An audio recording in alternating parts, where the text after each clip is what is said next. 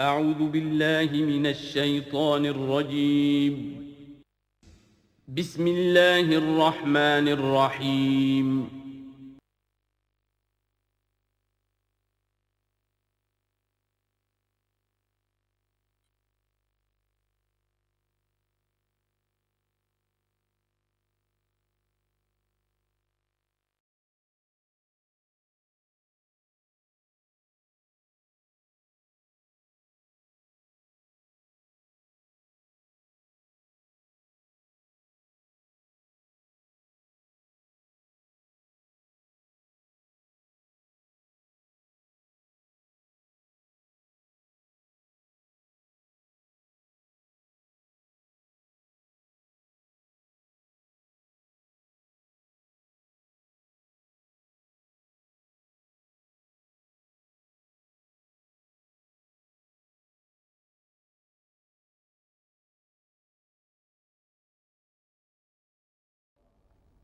الحمد للہ وکفیٰ والصلاة والسلام علی عبادہ الذین اصطفیٰ خصوصاً علی حامیم والکتاب المبین انا جعلناہ قرآنا عربیا لعلکم تعقلون وإنہ فی الکتاب لدینا لعلی حکیم وقال تبارک وتعالی کما ورد فی سورۃ الواقعہ فلا اقسم بمواقع النجوم وإنہ لقسم لو تعلمون عظیم انہ لقرآن کریم فی کتاب مکنون لا یمسہ الا المطہرون تنزیل من رب العالمین وقال عز وجل کما ورد فی آخر سورۃ الفجر بل هو قرآن مجید فی لوح محفوظ۔ تعارف قرآن کے ضمن میں سب سے پہلی بات جو سمجھنے کی ہے وہ یہ کہ قرآن مجید کے بارے میں ہمارا اجمالی عقیدہ کیا ہے۔ یہ تین جملوں پر مشتمل ہو سکتا ہے۔ ہمارے نزدیک قرآن اللہ کا کلام ہے جو محمد الرسول اللہ صلی اللہ علیہ وسلم پر نازل ہوا، اور تیسرے یہ کہ یہ مکمل محفوظ شکل میں موجود ہے بنوعاً، اس میں نہ کوئی تحریف ہوئی ہے نہ کوئی تبدیلی ہوئی ہے۔ یہ کم سے کم تین اجزاء ہیں ہمارے عقیدے کے قرآن مجید کے بارے میں۔ لیکن اب اس کی کچھ علمی توضیحات۔ سب سے پہلے یہ کہ کلام ہونا، اس کا اللہ کا کلام ہونا، اس لیے کہ آپ کے علم میں ہے کہ تورات جو حضرت موسیٰ علیہ السلام کو دی گئی تھی وہ لکھی ہوئی شکل میں پتھر کی تختیوں پر لکھی ہوئی صورت میں دی گئی تھی، اور قرآن مجید کی تنزیل جو محمد الرسول اللہ صلی اللہ علیہ وسلم پر ہوئی ہے وہ ایک مختلف صورت میں ہوئی ہے۔ اس کو قرآن مجید خود اللہ کا کلام قرار دیتا ہے۔ چنانچہ سورہ توبہ کی آیت ہے، آیت نمبر 6، وَإِنْ أَحَدٌ مِّنَ الْمُشْرِكِينَ اسْتَجَارَكَ فَأَجِرْهُ حَتَّى يَسْمَعَ كَلَامَ اللَّهِ ثُمَّ أَبْلِغْهُ مَأْمَنَهُ۔ جب ہجرت کے 9ویں سال آخری وارننگ دی گئی تھی مشرکین عرب کو کہ اب صرف تمہیں چند مہینے کی مہلت دی جا رہی ہے، اس دوران میں آخری فیصلہ کر لو اسلام قبول کرنا ہے یا نہیں، اس لیے کہ اس کے بعد مشرکین عرب کے لیے کوئی رعایت نہیں ہوگی، جو لوگ اسلام قبول نہیں کریں گے انہیں تہہ تیغ کر دیا جائے گا۔ فَإِذَا انْسَلَخَ الْأَشْهُرُ الْحُرُمُ فَاقْتُلُوا الْمُشْرِكِينَ حَيْثُ وَجَدتُّمُوهُمْ۔ جب یہ مہلت ختم ہو جائے تو ان مشرکین کا قتل عام کرو۔ اس کی وضاحت پھر جب سورہ توبہ ہم پڑھیں گے تو اس وقت ہوگی، اس وقت یقیناً ذہن میں کچھ اشکالات آئیں گے، لیکن اس وقت اس ضمن میں تفصیلی بحث کا موقع نہیں۔ اب اس میں ایک استثناء رکھا گیا کہ ایک مشرک ہے، وہ چاہتا ہے کہ اتنا بڑا چیلنج جو ہمیں دے دیا گیا تو ہمیں موقع دیا جائے کہ ہم آئیں، آپ کے پاس بیٹھیں، کچھ دن رہیں، اللہ کا کلام سنیں، آپ کیا بات منوانا چاہتے ہیں، اس کے لیے کیا دلائل ہیں، اس کو اچھی طرح سمجھیں، اس کا ہمیں موقع ہونا چاہیے۔ اس کے لیے یہ آیت نازل ہوئی کہ وَإِنْ أَحَدٌ مِّنَ الْمُشْرِكِينَ اسْتَجَارَكَ، اے نبی اگر ان مشرکین میں سے کوئی شخص آپ سے پناہ طلب کرے فَأَجِرْهُ، اسے پناہ دیجئے، حتیٰ یسمع کلام اللہ، یہاں تک کہ وہ اللہ کا کلام سن لے۔ ثم ابلغہ مأمنا، پھر یہ بھی نہیں کہ اسی وقت اسے کہا جائے کہ تم مانتے ہو یا نہیں مانتے، نہیں، پھر اسے اس کے امن کے مقام پر پہنچا دو۔ یہ جو آیت ہے اس میں لفظ کلیئر آ گیا کہ قرآن مجید اللہ کا کلام ہے۔ لیکن اب اسی تل کے اوٹ میں پہاڑ والا مسئلہ ہے، ٹپ آف آئس برگ، اس کے نیچے وہ کتنا بڑا تودہ ہوتا ہے۔ کلام جو ہے اللہ تعالیٰ کی صفت ہے، اور یہ بڑا مسئلہ گہرا ہے، اور علم کلام کا ایک بڑا پیچیدہ مسئلہ ہے کہ ذات باری تعالیٰ اور اس کی صفات کے مابین کیا ربط و تعلق ہے۔ آیا صفات ذات کا جز ہیں، جزو لا ینفک ہیں، حصہ ہے، یا کچھ زائد بر ذات ہے، جس کو علامہ اقبال نے ایک جگہ کہا ہے صفات ذات حق، حق سے جدا یا عین ذات۔ یہ ہمارے علم کلام کا ایک بڑا پیچیدہ مسئلہ ہے، لیکن یہ کہ اس میں متکلمین کا جو تقریباً اجماعی فیصلہ ہے وہ دو لفظوں میں آتا، لا عین ولا غیر۔ اللہ کی صفات نہ تو اس کی ذات کا عین ہے نہ اس کی ذات سے غیر ہے۔ بہت پیچیدہ شکل ہے، اور یہ بھی اس وقت کا میرا موضوع نہیں ہے، میں صرف کسی اور موضوع کے لیے صرف حوالے دے رہا ہوں۔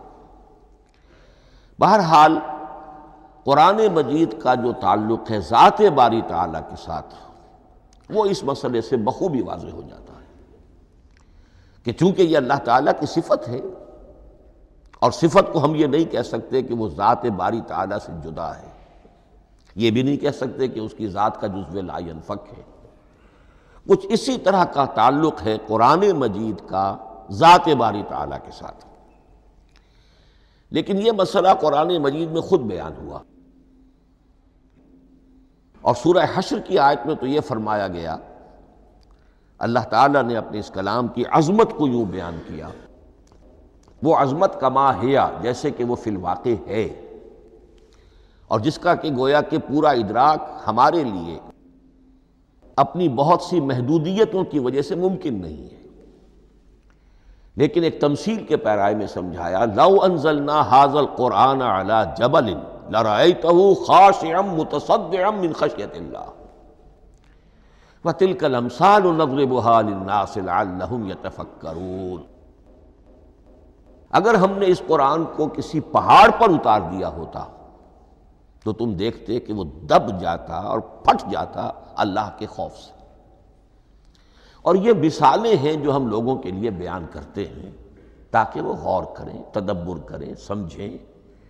ما لا یدرک کلہ لا یترک کلہ، اگرچہ بتمام و کمال عظمت قرآن کا فہم ان کے لیے ممکن نہیں ہے، لیکن کسی درجے میں تو کچھ انعکاس اس کا ہو جائے، کچھ اندازہ ہو جائے، انسان اپنی ذہنی سطح کے اعتبار سے، اس کی مناسبت سے کسی درجے میں عظمت قرآن کا اندازہ کر لے، تو اللہ تعالیٰ کے ان الفاظ کو سامنے رکھے کہ لو انزلنا ھذا القرآن علی جبل لرأیتہ خاشعا متصدعا من خشیۃ اللہ۔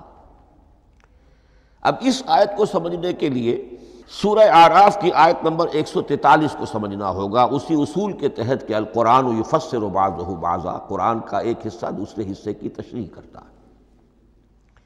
وہاں یہ واقعہ بیان ہوا ہے کہ حضرت موسیٰ علیہ السلام کو جب اللہ تعالیٰ نے کوہ طور پر طلب فرمایا 30 راتوں کے لیے، جس میں بعد میں 10 کا اضافہ کر کے وہ ایک 40 رات کا ایک کورس بنا، دن رات۔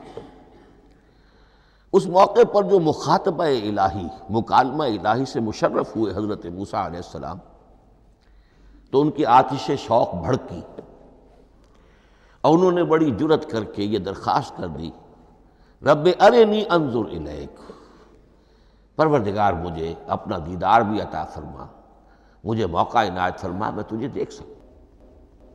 یہ ان کی وہ آتش شوق کا مسئلہ ہے۔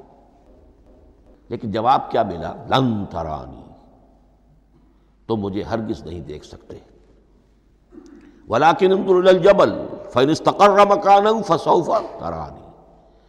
لیکن ظاہر بات ہے کہ حضرت موسیٰ علیہ السلام کو بات سمجھانے کے لیے کچھ مشاہدہ بھی کرانا تھا۔ فرمایا تم مجھے نہیں دیکھ سکتے، البتہ اس سامنے کے پہاڑ پر نگاہ جماؤ، ہم اس پر اپنی ایک تجلی ڈالیں گے۔ یہ اگلی الفاظ کے اندر وضاحت ہے، میں یہاں پہلے سے بیان کر رہا ہوں سمجھانے کے لیے۔ اگر وہ پہاڑ ہماری اس تجلی کو، تجلی کسے کہتے ہیں؟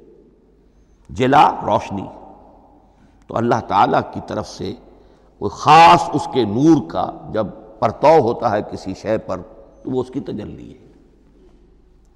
ہم اپنی ایک تجلی اس پہاڑ پر ڈالیں گے، اگر وہ اس کو جھیل جائے، اپنی جگہ کھڑا رہ جائے، تو تم سمجھنا کہ شاید تم بھی ہمیں دیکھ سکو۔ فلما تجلی ربہ للجبل، اب یہاں وہ لفظ آ گیا، جب اللہ نے تجلی اپنی پہاڑ پر ڈالی، جعلہ دکا وخر موسیٰ صعقا، وہ پہاڑ ریزہ ریزہ ہو گیا اور حضرت موسیٰ بے ہوش ہو کر گر گئے۔ اب یہ بے ہوش ہو کر گر جانا، جبکہ وہ تجلی براہ راست بھی نہیں ہے، بالواسطہ ہے۔ مشاہدہ جو کر رہے حضرت موسیٰ وہ بالواسطہ ہے، تجلی پہاڑ پر ہے، لیکن یہ کہ اس کا بھی بالواسطہ اس کا جو ہوا ہے، اس کی جو تاثیر ہوئی حضرت موسیٰ علیہ السلام پر کہ وہ اس کی تاب نہ لا سکے اور بے ہوش ہو کر گر گئے۔ یہاں سے یہ بات سمجھ میں آتی ہے کہ یہ تجلی یہ ذات باری تعالیٰ تھی جس نے کوہ طور کو جلا کر بھسم کر دیا یا ٹکڑے ٹکڑے کر دیا، ریزہ ریزہ کر دیا۔ اب ذات الہی کے ساتھ جو تعلق ہے کلام الہی کا، اور یہ صفت جو لا عین ولا غیر کے درجے میں ہے ذات کے ساتھ، تو وہی تاثیر اس کلام الہی کی بھی ہے۔ لو انزلنا هذا القرآن على جبل لرأيته خاشعا متصدعا من خشية الله وتلك الامثال نضربها للناس لعلهم يتفكرون۔ اس حقیقت کو اس دور میں میں اپنے مطالعے کی محدودیت کا اعتراف کرتے ہوئے عرض کر رہا ہوں کہ میرے نزدیک جس قدر پرشکوہ انداز میں علامہ اقبال نے بیان کیا ہے، اسی کیفیت کو وہ شاید اس کی کوئی مثال نہ مل سکے۔ فاش گویم آنچ در دل مضمر است، یہ کتابیں نیست چیزیں دیگر است۔ میں صاف ہی کہہ دیتا ہوں جو میرے دل میں چھپی ہوئی بات ہے۔ فاش گویم آنچ در دل مضمر است، یہ کتابیں نیست، اس قرآن کو کتاب نہ سمجھنا، یہ کچھ اور شے ہے، چیزیں دیگر است۔ اب وہ چیزیں دیگر کیا ہے؟ وہی جو میں نے عرض کیا، ذات باری تعالیٰ اور کلام کا صفت باری تعالیٰ ہونا، اس کے بنا پر جو مناسبت ہے، جو قرب ہے، جو مشابہت ہے۔ مثل حق پنہاؤ ہم پیداستو، زندہ و پائندہ و گویاستو۔ اس کلام میں اللہ تعالیٰ کی ساری صفات کا انعکاس موجود ہے۔ یہ بات ویسے بھی سمجھ میں آتی ہے، کوئی شخص ذرا گفتگو کرے، چند جملے جب وہ ادا کرے گا اپنی زبان سے، تو معلوم ہو جائے گا کہ اس کے فہم کا، اس کی دانش کا، اس کے مطالعے کا حدود اربع کیا ہے اور اس کے ذہن کی سطح کیا، سمجھ میں آ جائے گی بات۔ اس لیے کہ کلام جو ہے وہ متکلم کی پوری شخصیت کی عکاسی کر رہا ہوتا۔ تانت بازی راگ پایا، چند جملے کسی نے کہا، پتہ چل گیا کہ یہ کس سطح کے آدمی ہیں، علمی اعتبار سے، معلوماتی اعتبار سے، تہذیبی اعتبار سے، کلچرڈ ہیں یا نہیں ہیں۔ یہ ساری باتیں چند جملوں میں واضح ہو جائیں گی۔ تو اللہ تعالیٰ کی بھی جملہ صفات کا عکس اس قرآن میں موجود ہے۔ ان میں سے جن چند چیزوں کا ذکر علامہ نے شعر میں کیا، وہ جو سورہ حدید کی آیت ہے، هو الاول والآخر والظاہر والباطن، اللہ الظاہر بھی ہے، الباطن بھی ہے۔ اتنا ظاہر کہ اس سے زیادہ ظاہر کوئی شے نہیں، اور اتنا باطن کہ اس سے زیادہ چھپی ہوئی کوئی شے نہیں۔ اسی لیے حضور سے جو منقول ہیں الفاظ کہ پروردگار انت الظاہر فلیس فوقک شیء وانت الباطن فلیس دونک شیء، یہی کیفیت قرآن کی ہے۔ مثل حق پنہاں و ہم پیداستو، پنہاں بھی ہے ظاہر بھی ہے، جیسے ذات باری تعالی، اور جیسے اللہ تعالیٰ کی شان ہے جو آیت الکرسی کے شروع میں آئی، الحی القیوم، مثل حق پنہاں و ہم پیداستو، زندہ ہو پائندہ ہو گویاستو۔ یہ قرآن جو ہے اللہ تعالیٰ کی صفات کا ایک عکس اپنے اندر رکھتا ہے۔ اس سے ذرا آگے چلیے، کلام کے بارے میں۔ اب کلام الہی ظاہر بات ہے کہ صفت ہے، اور صفت قدیم ہے۔ اللہ کی صفات حادث نہیں ہے، اللہ کی ذات بھی قدیم ہمیشہ سے ہے، اور اس کی صفات بھی قدیم ہمیشہ سے۔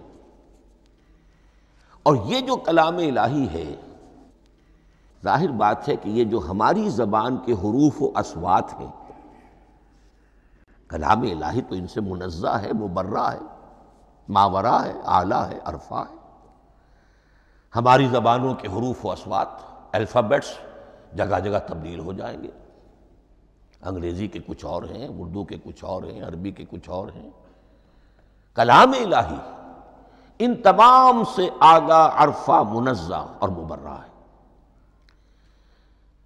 یہ کلام الہی جب بھی نازل ہوا ہے، ظاہر بات ہے حضرت موسیٰ پر اگر کتاب اتاری گئی وہ بھی علم الہی سے آئی، لیکن وہ عبرانی زبان میں آئی۔ حضرت عیسیٰ علیہ السلام پر انجیل اتاری گئی، ہم یقین سے نہیں کہہ سکتے، دو میں سے کسی ایک زبان میں اتاری گئی ہوگی، یا عبرانی ہوگی، اس لیے کہ شام کے جس علاقے میں، فلسطین کے جس علاقے میں ان کی پیدائش ہوئی، اور جہاں وہ دعوت و تبلیغ کے لیے گھومتے رہے، اس کے عوام کی زبان تھی آرامی، اور خواص کی زبان تھی عبرانی، ہیبریو۔ تو یا تو وہ بھی تورات کی طرح عبرانی ہی میں نازل ہوئی تھی، یا آرامی میں ہوگی، لیکن اب کوئی نسخہ نہ ہیبریو کا، کوئی قدیم نسخہ دنیا میں موجود ہے، نہ آرامی کا۔ جو سب سے پرانا نسخہ ملتا ہے انجیل کا، وہ اس کا ترجمہ ہے، لیٹن زبان کا ترجمہ ہے، یا گریک ترجمہ ہے، اصل کوئی نہیں۔ بہرحال جب وہ کلام الہی محمد الرسول اللہ پر نازل ہوا، اب اس نے حروف و اصوات کا وہ جامہ پہنا کہ جو عربی زبان کے ہیں۔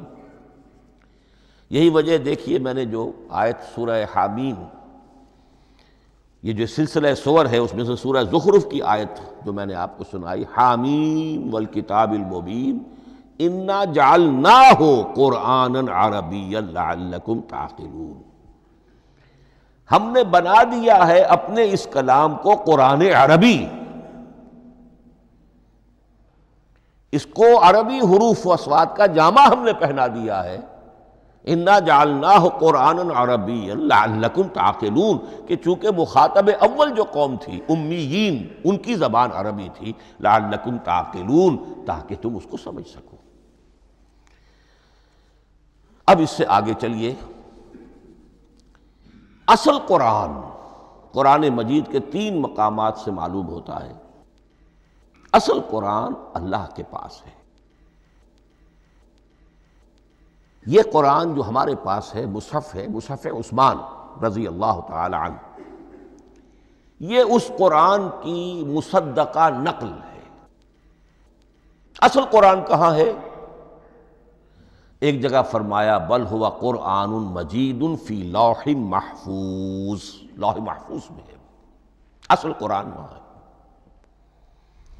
اسی طریقے سے اسی سورہ زخرف کی اگلی آیت کیا ہے؟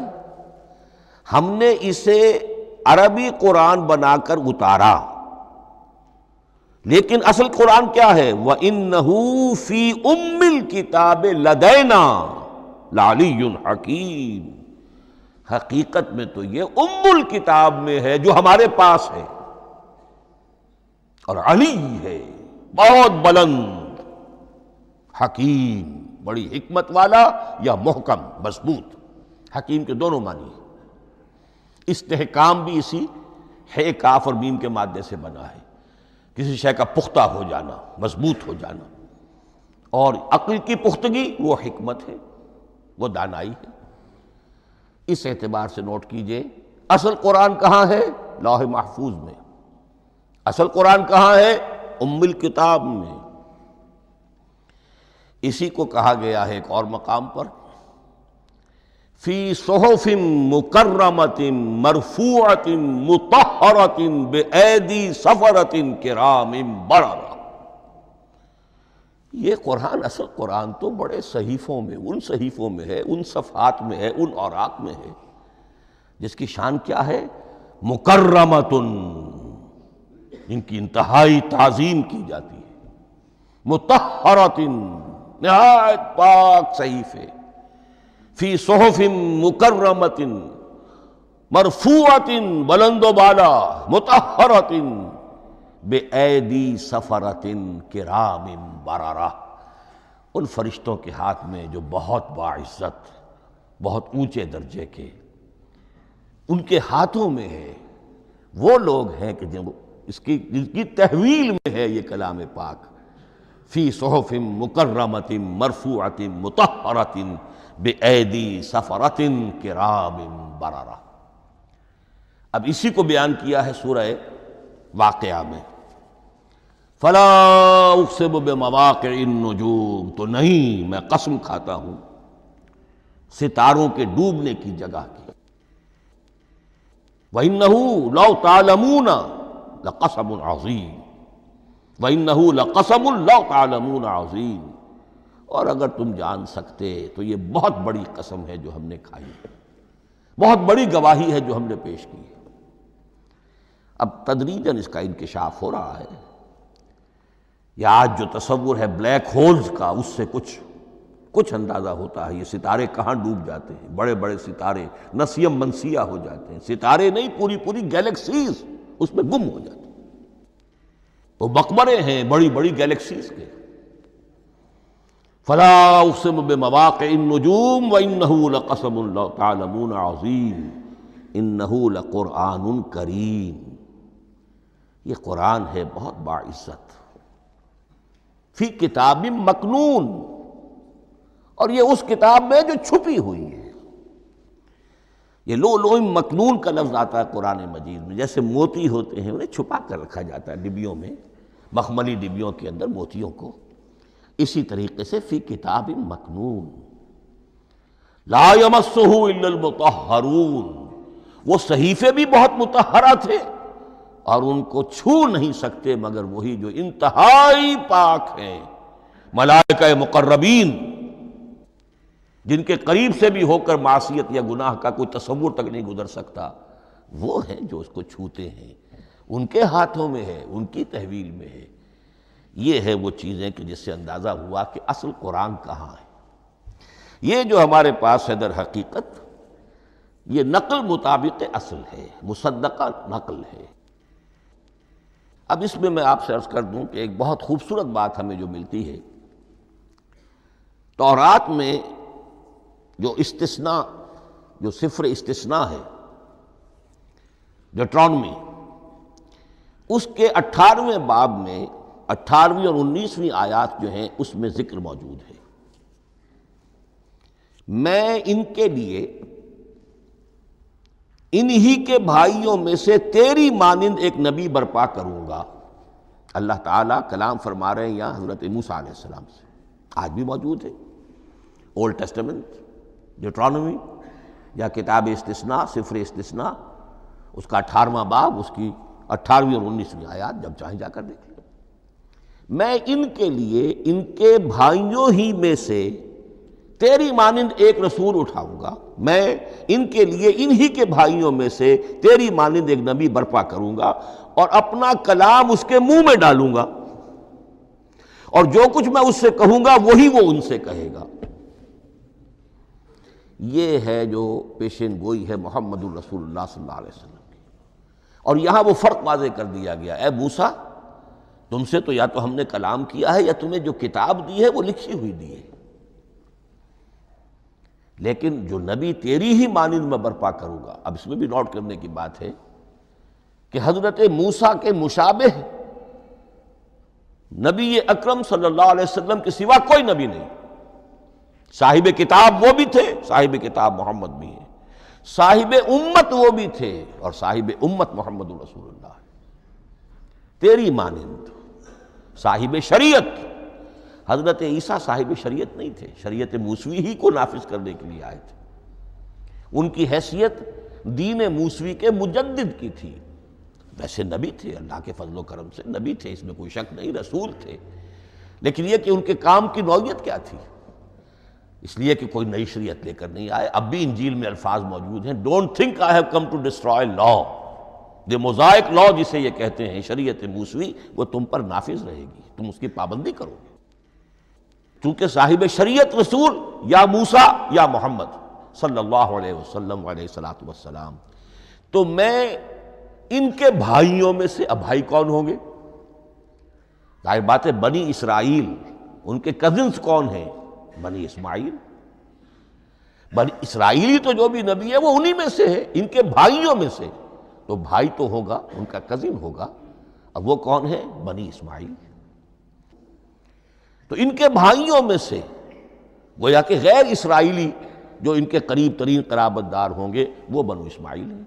تیرے مانند صاحب شریعت نبی میں برپا کروں گا، لیکن اس پر جو میرا کلام اترے گا وہ کس شکل میں اترے گا؟ میں اپنا کلام اس کے منہ میں ڈالوں گا، اور پھر وہ جو کچھ کہے گا وہ وہی کہے گا جو میں نے کہا ہے. اب اس کے حوالے سے ایک بہت اہم بات سمجھ لیجئے، اور قرآن مجید کے دو اہم مقامات کی وضاحت اس سے ہو جائے گی. یہ کلام اللہ، قرآن مجید میں اس کو قول جبرائیل بھی کہا گیا ہے. کلام اللہ حضرت جبرائیل کے ذریعے سے جب ادا ہوا ہے تو قول جبرائیل ہے، اور پھر جب وہ محمد الرسول اللہ کی زبانی ادا ہوا تو قول رسول ہے، قول محمد ہے صلی اللہ علیہ وسلم. یہ قول اللہ بھی ہے، قول جبرائیل بھی ہے، اور قول محمد بھی ہے بیک وقت. یہ بات دیکھیے سورۃ تکویر، اذا الشمس کورت، انہ لقول رسول کریم ذی قوت عند ذی العرش مکین مطاع ثم امین وما صاحبکم بمجنون. یہ یہاں پر حضرت جبرائیل کا ذکر ہو رہا ہے. وما ہوا بقول شیطان الرجیم. محمد تک اس قرآن کو لانے والا تو وہ بلند پائے کا فرشتہ ہے، یہ کوئی شیطان رجیم نہیں ہے. اس لیے کہ مکے والوں نے کہہ دیا تھا ہو سکتا ہے کوئی بدروح آئی ہو محمد پر، اور اس بدروح نے کوئی الٹی سیدھی بات سکھا دی ہو. نہیں، انہ لقول رسول کریم. یہاں رسول کریم کون ہے؟ حضرت جبرائیل. انہ لقول رسول کریم ذی قوت عند ذی العرش مکین، بڑی قوت والا اور جس کا بڑا اونچا مقام اور مرتبہ ہے عرش والے کے قریب. ذی قوت عند ذی العرش مکین مطاع ثم امین. وہ فرشتوں کے مطاع ہیں، فرشتے ان کی اطاعت کرتے ہیں، فرشتوں کے سردار ہیں، اور پھر ساتھ ہی پورے امین ہیں. جبرائیل امین یہ ہم لفظ استعمال کرتے ہیں. اور اس کے بعد آگے جا کے فرمایا وما ہوا بقول شیطان الرجیم، یہ کسی شیطان رجیم کا قول نہیں ہے. اب یہاں اس سورہ تکویر میں قرآن کو قول جبرائیل قرار دیا گیا. لیکن سورۃ الحاقہ میں چلیے، اس کے آخر میں آتا ہے انہ لقول رسول کریم وما ہوا بقول شاعر قلیلا ما تؤمنون ولا بقول کاہن قلیلا ما تذکرون تنزیل من رب العالمین. یہاں اب رسول کریم سے مراد محمد الرسول اللہ صلی اللہ علیہ وسلم. یہ کسی شاعر کا قول نہیں ہے، کسی کاہن کا قول نہیں ہے. یعنی جس کے زبانی یہ قرآن لوگوں کے سامنے آ رہا ہے، جبرائیل کا قول ہو کر تو محمد پر نازل ہوا صلی اللہ علیہ وسلم، لیکن اب لوگوں کے سامنے وہ قول محمد بن کر آ رہا. انہ لقول رسول کریم وما ہوا بقول شاعر قلیلا ما تؤمنون ولا بقول کاہن قلیلا ما تذکرون تنزیل من رب العالمین. تو قرآن مجید کلام اللہ ہے، پھر وہ قول جبرائیل بنا، جب جبرائیل نے آ کر محمد کو سنایا، اور پھر وہ قول محمد بنا جب محمد کی زبان مبارک سے لوگوں نے اسے سنا، اہل عرب نے سنا، اور پھر وہ بات پھیلتی چلی گئی۔ اب آخری بحث اس موضوع پر جو ہے وہ یہ ہے، کلام الہی کی 3 صورتیں ہیں جو قرآن مجید میں سورہ شورى کی آیت نمبر 51 میں بیان ہوئی ہے۔ وَمَا كَانَ لِبَشَرٍ أَن يُكَلِّمَهُ اللَّهُ، کسی بشر، کسی انسان کی یہ حیثیت نہیں ہے، مقام نہیں ہے کہ اللہ اس سے کلام کرے۔ یہ نہیں کہا کہ اللہ کے لیے ممکن نہیں ہے، نہیں، اللہ کے لیے تو ہر شے ممکن ہے، لیکن کسی بشر کا یہ مقام نہیں ہے کہ اللہ اس سے کلام کرے۔ مخلوق ہے، بشر ہے۔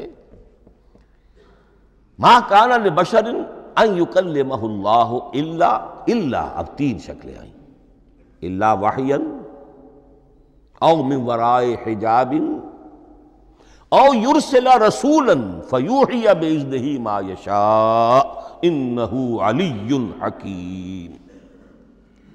3 صورتیں ہیں کلام الہی کی، یا تو براہ راست اللہ وحی کرتا ہے بغیر کسی فرشتے کی درمیان میں ذریعہ بنائے ہوئے، اسی کا نام الہام ہے، اسی کا نام تحدیث ہے۔ یہ غیر نبی کے ساتھ بھی ہوتا ہے۔ حضور نے فرمایا ہر نبی کی امت میں محدث ہوتے تھے جن سے اللہ کلام کرتا تھا، اور میری امت کا محدث عمر ہے رضی اللہ تعالی عنہ۔ محدث نہیں، محدث کے معنی ہے علم حدیث کا ماہر۔ امام بخاری محدث ہیں، امام مسلم محدث ہیں۔ محدث تحدیث سے مفعول بنا، جس سے بات کی جاتی ہے۔ محدث، اللہ بات کرتا ہے، اللہ دل میں ڈال دیتا ہے، القاء ہو جاتا ہے، الہام ہو جاتا ہے، کوئی فرشتہ درمیان میں نہیں، براہ راست۔ دوسری شکل کلام کی کیا ہے؟ او من وراء حجاب، یہ ہمارے علم کی حد تک صرف حضرت موسیٰ علیہ السلام کی شان ہے، استثنائی شان ہے۔ وَكَلَّمَ اللَّهُ مُوسَىٰ تَكْلِيمًا، اور موسیٰ کے ساتھ تو اللہ نے کلام فرمایا جیسے کہ کلام کیا جاتا ہے۔ فرق کیا تھا؟ من وراء حجاب، پردہ تھا، دیکھ نہیں سکتے تھے، تبھی تو ان کی وہ آتشی شوق بھڑکی تھی۔ کیا قیامت ہے کہ چلمن سے لگے بیٹھے ہیں، صاف چھپتے بھی نہیں، سامنے آتے بھی نہیں، کلام بھی فرما رہے ہیں، لیکن یہ کہ بات مجھے دیدار عطا کرنے کے لیے تیار نہیں، رب ارنی انظر الیک۔ لیکن یہ جو کلام ہے ہمارے علم کی حد تک براہ راست اس دنیا میں حضور سے ہوا ہے معراج کی شب، لیکن وہ 7ویں آسمان پر ہوا۔ اس دنیا میں ہمارے علم کی حد تک یہ کلام براہ راست من ورائے حجاب صرف حضرت موسیٰ علیہ السلام کی استثنائی شان ہے۔ اور تیسرا ہے او یرسل رسولا فیوحی باذنہ ما یشاء، یا تیسری صورت یہ کہ اللہ کسی پیغامبر کو بھیجتا ہے جو وحی کرتا ہے جو اللہ چاہتا ہے۔ یہ تیسری شکل ہے وحی کی۔ قرآن مجید اس تیسری شکل میں نازل ہوا ہے محمد الرسول اللہ صلی اللہ علیہ وسلم پر۔ حضور کو جو الہام ہو جاتے تھے، جو حضور کو القاء ہو جاتا تھا، جو آپ کے دل میں براہ راست اللہ کی طرف سے وحی آتی تھی، وہ قرآن میں شامل نہیں ہے۔ اگرچہ حضور کے خواب بھی سچے تھے، وہ بھی اللہ کی طرف سے ہوتے تھے، شیطان کی آمیزش نہیں ہو سکتی تھی، لیکن یہ بھی قرآن میں شامل نہیں ہے۔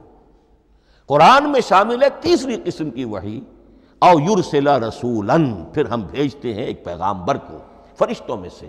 اللہ یصطفی من الملائکۃ رسلا ومن الناس، اللہ چن لیتا ہے فرشتوں میں سے بھی اپنا پیغامبر اور انسانوں میں سے بھی۔ تو فرشتے کے ذریعے سے ایک فرشتہ جو اللہ سے لیتا ہے اور انسان، رسول انسان تک پہنچا دیتا ہے۔ اب وہ رسول انسان، رسول بشر جو ہے وہ اپنے ہم نوع، ہم جنس لوگوں کو پہنچاتا ہے۔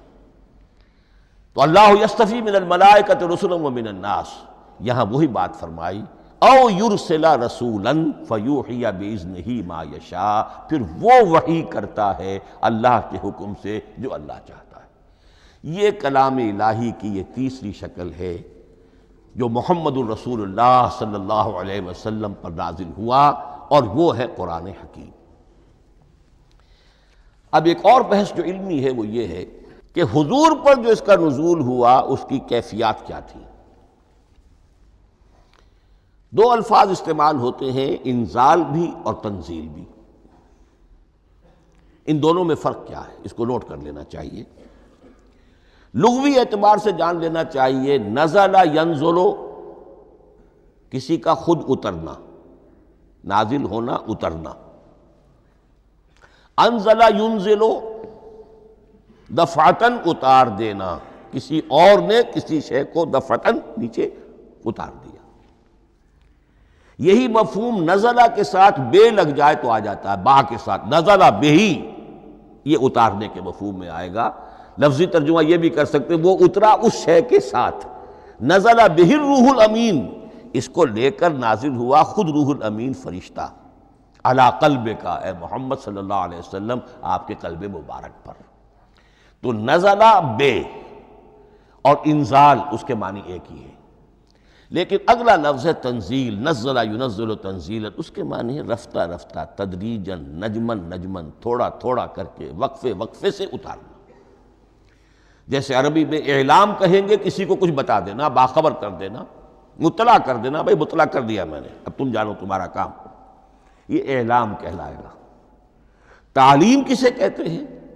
سکھانا، درجہ بدرجہ، دیکھنا اس کی استعداد کیا ہے، آج یہ کیا بات سمجھ سکتا ہے، میں اتنے ہی درجے تک سمجھاؤں، اب کل میں اسے مزید سمجھاؤں گا، پرسوں مزید سمجھاؤں گا۔ یہ درجہ بدرجہ کسی شے کو سمجھانا، یہ تعلیم ہے۔ تو انزل ینزل انزالا، یہ ہے اتار دینا دفعتاً، اور نزل ینزل تنزیلا، یہ ہے تدریجاً اتارنا۔ اب قرآن مجید کے لیے یہ دونوں الفاظ مستعمل ہیں، لیلۃ القدر اور لیلۃ المبارکہ۔ اب یہ دو بھی نوٹ کر لیجئے، قرآن مجید میں چونکہ اہم مضامین کم سے کم دو جگہ پر ضرور آتے ہیں۔ انا انزلناہ فی لیلۃ القدر، یہاں انزلنا ہے، نزلنا نہیں ہے، انزلنا ہے، ہم نے اتارا اس کو لیلۃ القدر میں۔ اور باقی صورت تو آپ کو یاد ہوگی، وما ادراک ما لیلۃ القدر، لیلۃ القدر خیر من الف شہر، تنزل الملائکۃ والروح فیہا باذن ربہم من کل امر، سلام ہی حتی مطلع الفجر۔ لیکن یہ اہم مضمون قرآن مجید میں دوسری جگہ بھی ہے۔ سورہ دخان کے شروع میں فرمایا حامیم والکتاب المبین انا انزلناہ فی لیلۃ مبارکۃ انا کنا منذرین فیہا یفرق کل امر حکیم امرا من عندنا انا کنا مرسلین رحمتا من ربک انہ هو السمیع العلیم۔ یہ لیلۃ المبارکہ ہے، ایک ہی ہے، لیلۃ القدر اور لیلۃ المبارکۃ، ان دونوں کے لیے وہی انزلنا کا لفظ آیا۔ لیکن یہ کہ سابقہ کتابوں کے اعتبار سے قرآن مجید کا فرق واضح کیا گیا ہے۔ مثلا سورہ نساء کی آیت نمبر 136 بہت نمایاں ہے، بہت نمایاں ہے۔ وہاں فرمایا گیا یا ایھا الذین آمنوا آمنوا باللہ ورسولہ والکتاب الذی نزل علی رسولہ والکتاب الذی انزل من قبل۔ اے ایمان کے دعوے دارو، حقیقتاً ایمان لاؤ، ایسے ایمان لاؤ جیسے ایمان لانے کا حق ہے، اللہ پر بھی اور اس کے رسول پر بھی، اور اس کتاب پر بھی جو اللہ نے اپنے رسول پر نازل فرمائی، اور اس کتاب پر بھی جو اللہ نے پہلے نازل فرمائی۔ لیکن نازل کے لیے یہاں آیا حضور کے لیے والکتاب الذی نزل علی رسولہ، تنزیل کی شکل میں، اور تورات کے لیے والکتاب الذی انزل من قبل، وہ تو دفعۃ واحداً لکھی ہوئی تختیوں کی شکل میں حضرت موسیٰ علیہ السلام کو دے دی گئی تھی۔ تو یا ایھا الذین آمنوا آمنوا باللہ ورسولہ والکتاب الذی نزل علی رسولہ والکتاب الذی انزل من قبل۔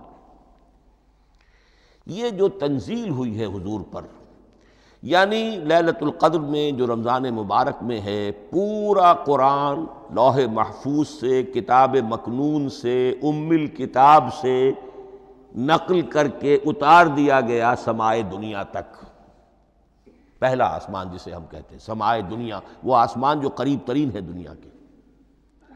وہاں سے اب یہ درجہ بدرجہ تھوڑا تھوڑا چند آیتیں، چند سورتیں، پھر آیتیں، پھر سورتیں، یہ نازل ہوا محمد الرسول اللہ صلی اللہ علیہ وسلم پر۔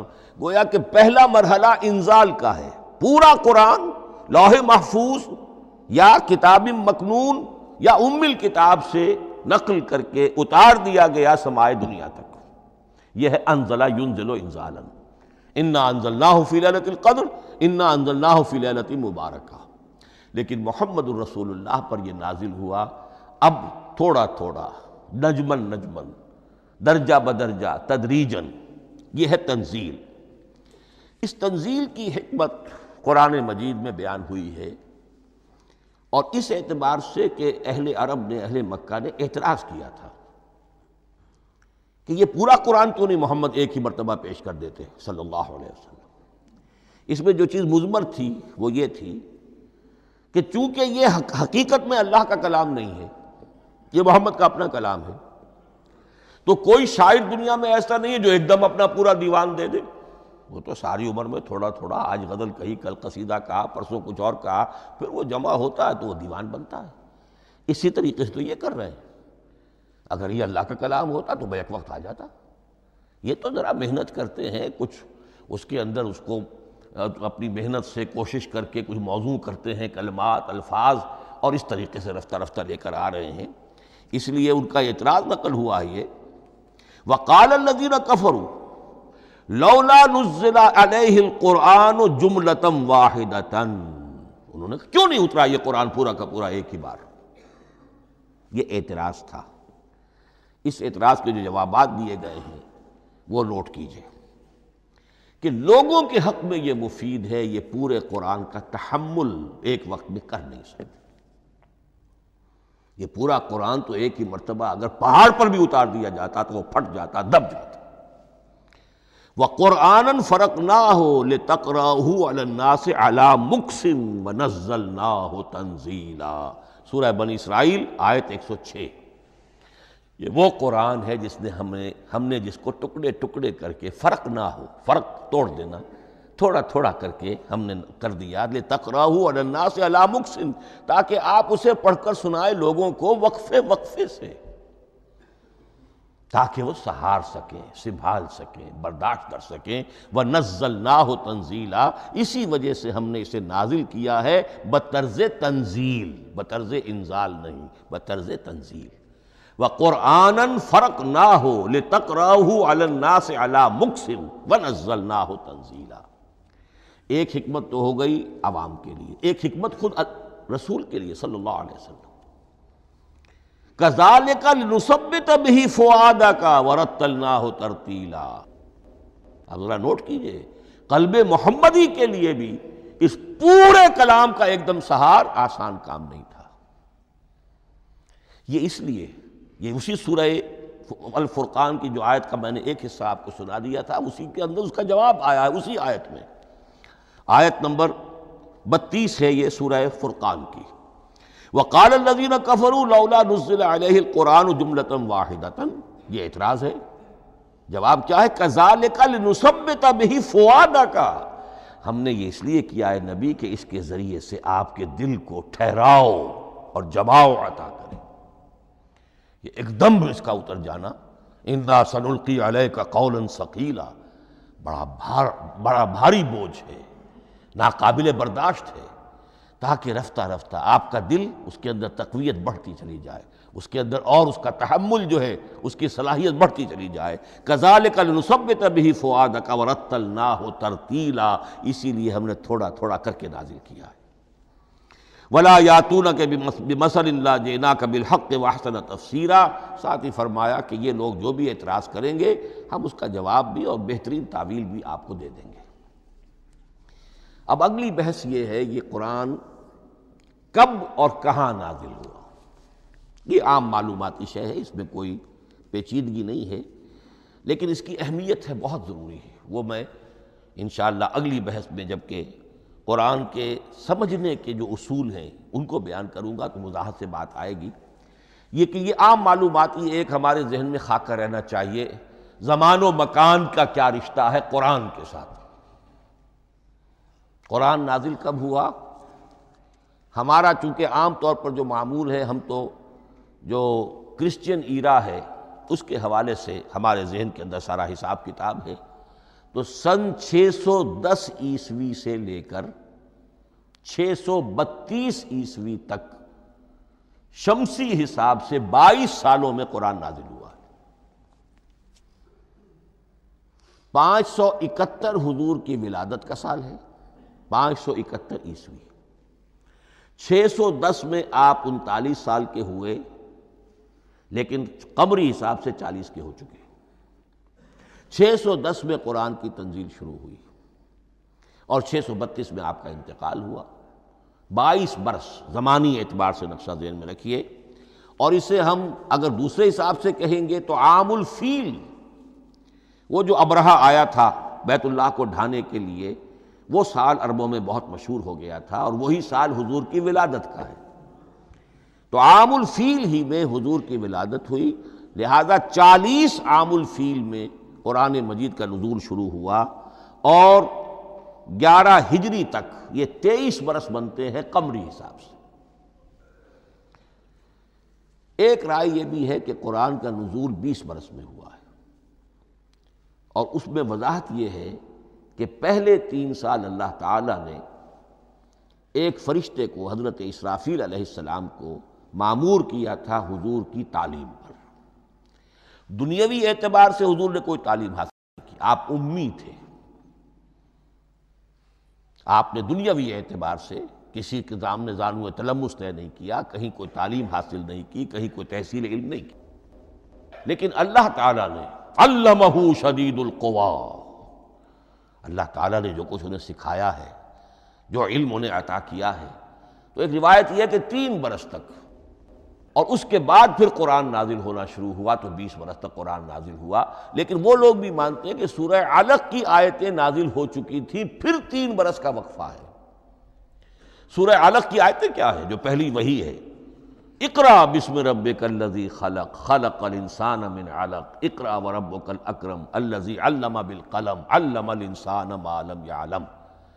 گویا کہ بسم اللہ ہو رہی ہے محمد الرسول اللہ صلی اللہ علیہ وسلم کی تعلیم کی، اور جن گھرانوں میں یہ رواج ابھی تک چل رہا ہو، بسم اللہ بچوں کی کراتے ہیں، ایک تقریب کی شکل میں منعقد کرتے ہیں، ہمارے ہاں یہ رواج تھا، اب ہم چھوڑ چکے ہیں، کہ جو تقریب بھی حضور کی اور صحابہ کی زندگیوں سے ثابت نہ ہو، ہمیں کوشش کرنی چاہیے کہ ان تقریبات کا سلسلہ منقطع کریں۔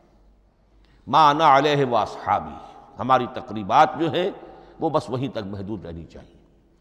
بہرحال وہ جو ایک چلتی ہے روایت، 4 سال 4 مہینے 4 دن کا بچہ یا بچی ہو تو بسم اللہ یہی آیتیں پڑھی جاتی ہیں، پڑھ تو نہیں سکتا، انگلی رکھ کر پڑھانے والا کوئی عالم دین بیٹھ جاتا ہے سامنے، وہ نہا دھو کر بچہ یا بچی بیٹھی ہوئی ہے، اور اس کو اقرأ بسم ربک الذی خلق، خلق الانسان من علق، اقرأ وربک الاکرم الذی علم بالقلم، علم الانسان ما لم یعلم۔ اب اس میں تو سارا پڑھنے پر زور ہے، حصول علم پر زور ہے، کسی تبلیغ کا حکم ہی نہیں، ابھی رسالت کا کوئی تذکرہ کچھ بھی نہیں، اس میں تو قیامت کا بھی کوئی ذکر نہیں۔ اب اس کے بعد روایت یہ ہے کہ 3 برس تک پھر حضرت اسرافیل دن رات حضور کے ساتھ رہے ہیں اور آپ کی تعلیم ہوئی ہے، اور پھر 3 برس کے بعد پھر وحی کا سلسلہ شروع ہوا ہے، واللہ عالم۔ لیکن یہ کہ جب سورہ اقرا نازل ہو چکی ہے، اس کی 5 آیتیں، تو وہ 3 برس بھی اس کا وقفہ شمار ہوں گے، زمانہ نزول پھر وہی 23 برس رہے گا۔ اسی کے ساتھ میں نے عرض کیا تھا کہ دوسری بات یہ کہاں نازل ہوا قرآن۔ ایک لفظ میں تو یہ سمجھ لیجئے یہ حجاز میں نازل ہوا۔ حجاز جزیرہ نماء عرب کا ایک خاص حصہ ہے، پہاڑی سلسلہ، یوں سمجھ لیجئے، اس کو ذہن میں رکھیے۔ جزیرہ نماء عرب جو ہے وہ شمال سے جنوب کی طرف چوڑا ہوتا جاتا ہے، شمال میں شام اور عراق کی طرف جاتا ہے تو وہ تنگ ہے، پھر نیچے چوڑا ہو رہا ہے۔ اس کا جو مغربی ساحل ہے، جس پر جدہ کی بندرگاہ بھی ہے، ینبو کی بھی ہے، اس کے کہیں وہ ایک میدان شروع ہوتا ہے ساحل سے، کہیں وہ بہت مختصر ہے، کہیں خاصا چوڑا ہے، اس کو کہتے ہیں تہامہ۔ پھر ایک پہاڑی سلسلہ ہے، اس کو کہتے ہیں حجاز۔ یہ پہاڑی سلسلہ جو ہے اس کے بعد جو ہے وہ نجد کہلاتا ہے، وہ سطح مرتفع ہے، پلیچو۔ تو یہ 3 حصے ہیں جزیرہ نما عرب کے جغرافیائی اعتبار سے. اور حجاز کہتے بھی ہیں پردے کو، حاجزن، پردہ جو 2 چیزوں کے درمیان حائل ہو جائے. تو یوں سمجھیے کہ یہ فلیٹ ہے نجد کا، اور یہ فلیٹ ہے میدان، یہ ہے تہامہ کا، اور درمیان میں یہ پہاڑی سلسلہ کھڑا ہوا ہے. تو یہ گویا کہ ان دونوں کو جدا کر رہا، یہ حجاز ہے. اس حجاز ہی کا شہر مکہ ہے، اس حجاز ہی کا شہر مدینہ ہے، اس حجاز ہی کا شہر طائف ہے، اس حجاز ہی کی آخری ٹپ سمجھ لیجئے تبوک ہے. تو حضور صلی اللہ علیہ وسلم کی پوری زندگی آغاز وحی کے بعد سے لے کر وہ اسی علاقے کے اندر. پہلے آپ مکے میں تھے، قرآن مجید کی جو صورتیں اس دور میں نازل ہوئیں یا آیتیں نازل وہ مکیات کہلاتی ہیں. پھر آپ نے ہجرت کی، اور ہجرت کر کے جب آپ جا رہے تھے اس دوران میں بھی کچھ قرآن نازل ہوا اثناء ہجرت میں. پھر آپ مدینے تشریف فرما ہوئے، اب وہ ہم کہتے ہیں مدنی قرآن، لیکن مدنی قرآن سارا مدینے میں نازل نہیں ہوا. آپ کبھی جا رہے کسی مہم پر، کسی جنگ کے لیے، غزوہ بدر کے لیے آ گئے ہیں، تو وہاں جو آیات نازل ہو رہی ہیں وہ مدینے میں تو نہیں ہو رہی. براڈ تقسیم تو یہی ہے، مکی مدنی. ہجرت سے قبل جو کچھ نازل ہوا وہ مکی، ہجرت کے بعد جو کچھ نازل ہوا وہ مدنی. لیکن صرف مدنی کہنا صحیح نہیں ہے. اثناء سفر تبوک، اتنا طویل سفر ہے آپ کا، اس کے دوران آتے جاتے قرآن نازل ہوتا رہا. لیکن یہ بات نوٹ کر لیجئے کہ پورا قرآن حجاز ہی میں نازل ہوا ہے. یہ تمام شہر، یہ تمام علاقہ حجاز کہلاتا ہے. ایک اور بحث جو ہم اسی اپنی پہلی نشست میں مکمل انشاءاللہ کر لیں گے، وہ ہے محفوظیت قرآن کی بحث. میں نے عرض کیا تھا کہ 3 چیزوں پر ہمارا عقیدہ مشتمل ہے. یہ اللہ کا کلام ہے، نمبر 1. نازل ہوا محمد الرسول اللہ پر صلی اللہ علیہ وسلم. اسی لیے ہم نے کلام سے متعلق کچھ مباحث علمی گہرائی میں اتر کر وہ سمجھے، حضور پر اس کے نزول، انزال اور تنزیل کے مختلف مراحل کو سمجھا. اب اس کی محفوظیت کے اعتبار سے واقعہ یہ ہے کہ واحد کتاب ہے پوری دنیا میں، واحد کتاب جس کے بارے میں دشمن بھی تسلیم کرتے ہیں، چاہے وہ اسے اللہ کا کلام نہ مانے، لیکن یہ مانتے ہیں کہ بعین ہی وہ شے جو محمد نے اپنی امت کو دی تھی آج بھی امت کے پاس صحیح موجود ہے. ظاہر بات ہے اگر تو اسے اللہ کا کلام مانے، وہی مانے، تب تو مسلمان ہی ہو گئے. وہ تو یہی کہتے ہیں کہ بہرحال محمد نے چاہے خود لکھا، تصنیف کیا، جو بھی کچھ کیا اس کو چھوڑ دیجئے، لیکن جو شے محمد نے اپنی امت کو دی تھی صلی اللہ علیہ وسلم بعین ہی وہ شے موجود ہے. تو یہ محفوظیت قرآن کی جو ہے، جبکہ کوئی اور دنیا کی کتاب اس کی مدعی ہی نہیں. تورات والوں کا سرے سے یہ دعویٰ ہی نہیں ہے. وہ تورات تو گم ہو گئی تھی نبوکدنضر کے حملے کے وقت، اس کے بعد سے دنیا میں تورات کا وجود نہیں ہے. اور پھر 100 برس کے بعد اپنی یادداشتوں سے مرتب کی ہے یہ تورات جو آج ہمارے سامنے ہے.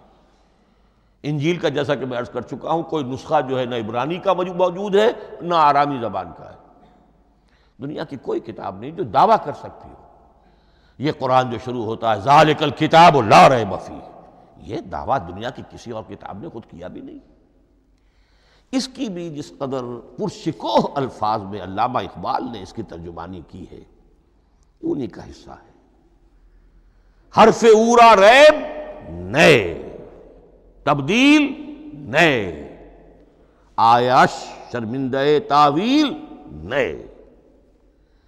اس قرآن کے کسی حرف میں کوئی تحریف ہو جانا نہیں، امکان ہی نہیں. قطعی طور پر کسی لفظ کا بدل دیا جانا نہیں. حرف اورا ریب نئے، تبدیل نئے، اس میں کسی کا شک پر مبنی ہونا نہیں. آیش شرمندہ تعویل نئے. اس کی آیت کوئی بھی ایسی نہیں جسے تروڑا مروڑا جا سکے. یہ اپنی حفاظت خود کرتی ہے. لا یاتیہ الباطل من بین یدیہ ولا من خلفہ، حامیم السجدہ کی آیت نمبر 42. اس پر باطل حملہ آور ہو ہی نہیں سکتا. انا نحن نزلنا الذکر وانا لہ لحافظون، ہم ہی نے یہ الذکر نازل کیا ہے اور ہم ہی اس کی حفاظت کرنے والے ہیں. جہاں تک پہلے ٹکڑے کا تعلق ہے اس آیت مبارکہ کا، اس میں تو تورات بھی آئے گی. تورات کس نے نازل کی؟ اللہ نے نازل کی. انجیل کس نے نازل کی؟ اللہ نے نازل کی. انا انزلنا التوراۃ فیہا ھدی ونور. یہ سورہ مائدہ میں الفاظ ہیں۔ انجیل کے بارے میں بھی ہم نے انجیل عطا کی عیسیٰ کو، فیہ ہدی و نور، لیکن یہ کہ انا نحن نزلنا الذکر، اس کو اس قدر تاکید کے ساتھ کہہ کر وَإِنَّا لَهُ لَحَافِظُونَ، اور ہم ہی اس کے محافظ ہیں۔ لیکن اس موضوع پر اہم ترین مقام جو ہے قرآن مجید کا، وہ سورہ قیامہ کی یہ آیات ہے، لا تحرک بہ لسانک لتعجل بہ۔ جب قرآن نازل ہوتا تھا حضور جلدی جلدی زبان کو حرکت دیتے تھے، یاد کر لیں، مبادا کہیں بھول جاؤں، مبادا کوئی لفظ جو ہے تبدیل ہو جائے۔ یہ مشقت جو آپ جھیل رہے تھے، اس سے اللہ نے روک دیا از راہ شفقت اور محبت۔ لا تحرک بہ لسانک لتعجل بہ ان علینا جمعہ وقرآنہ، ہمارے ذمے ہے اس کو جمع کر دینا، آپ کے سینے میں جمع کر دیں گے اس کو۔ اور صرف جمع کرنا نہیں، قرآن، ترتیب۔ قرآن ہوتا ہے پڑھا جاتا ترتیب سے، یعنی ترتیب نزولی۔ یہ بعد میں ہماری علیحدہ بحث بھی آئے گی کہ ترتیب نزولی اور ہے، ترتیب مصحف اور ہے، یہ ترتیب بھی ہم کروا دیں گے، یہ بھی ہمارے ذمے ہے۔ ان علینا جمعہ وقرآنہ فاذا قرأناہ فاتبع قرآنہ، پھر جب ہم جس ترتیب سے پھر آپ کو پڑھائیں اسی ترتیب کی پیروی کیجیے۔ یہ جو ہے کہ قرآن کا جمع اور تدوین، یہ بھی اللہ تعالیٰ نے اس کی ضمانت لی، اور اس کی ترتیب بھی اللہ تعالیٰ ہی کی ضمانت سے ہے۔ اس اعتبار سے محفوظیت قرآن کے یہ دونوں پہلو ہمارے سامنے رہنے چاہیے۔ بارک اللہ لی ولکم فی القرآن العظیم ونفعنی وإیاکم بالآیات والذکر الحکیم۔